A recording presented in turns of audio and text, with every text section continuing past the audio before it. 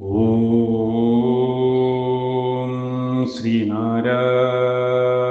പരമഗുരവേ നമഃ. ആത്മോപദേശ ശതകം, മന്ത്രം 21.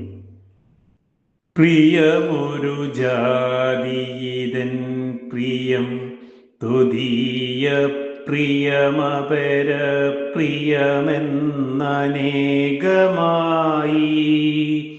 പ്രിയ വിഷയം പ്രതിവന്നിടും ഭ്രമം തൻ പ്രിയമപര പ്രിയ എന്നറിഞ്ഞിടേണം.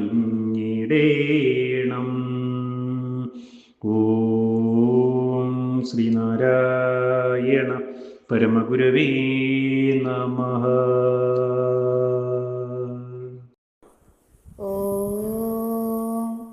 ശുഭദിനം, സുപ്രഭാതം. ആത്മോപദേശ ശതകം, മന്ത്രം 21. പ്രിയം എന്നുള്ളത് ഒരൊറ്റ ഇനത്തിൽപ്പെട്ടതാണ്. ഇതാണ് എൻ്റെ പ്രിയം, അതു നിന്റെ പ്രിയം, അതു മറ്റൊരുവന്റെ പ്രിയം എന്നിങ്ങനെ ഒരേ പ്രിയം തന്നെ പലതായി തീർന്നിട്ട് ഓരോ പ്രിയ വിഷയത്തെയും ആശ്രയിച്ചാണ് ഭ്രമമുണ്ടാകുന്നത്. വാസ്തവത്തിൽ തൻ്റെ പ്രിയം തന്നെയാണ് മറ്റൊരുവന്റെയും പ്രിയം എന്നുള്ള സത്യം മനസ്സിലാകണം. പ്രിയം ഒന്നേ ഉള്ളൂ, അനേകമില്ല. ആ പ്രിയം ആത്മപ്രിയമാണ്.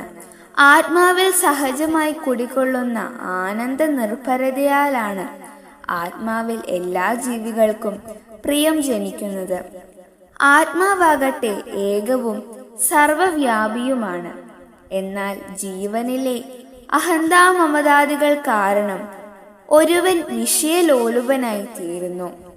വിഷയത്തിലാണ് ആനന്ദം ഇരിക്കുന്നത് എന്ന ഭ്രമം നിമിത്തമാണ് വിഷയത്തിൽ ഒരുവന് പ്രിയം ജനിക്കുന്നത്.